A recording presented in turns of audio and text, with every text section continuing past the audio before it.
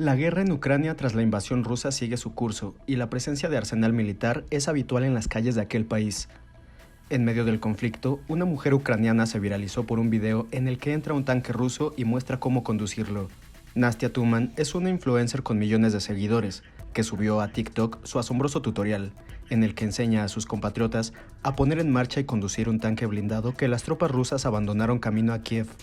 La joven aconseja guardar el video para recordar cómo actuar en caso de encontrarse en una situación parecida. Las imágenes demuestran que ella conoce el procedimiento paso a paso para encender el vehículo militar. Explica el orden en que se deben accionar los interruptores, presionar los botones y hacer funcionar la palanca. En instantes el tanque comienza a moverse y se ve a Nastia avanzar unos metros arriba de la unidad. La joven, que crea contenido sobre mecánica en redes sociales, proviene de una familia de militares. Su pasión por los coches la llevó a abrir un canal en YouTube, donde sube material arreglando todo tipo de vehículos.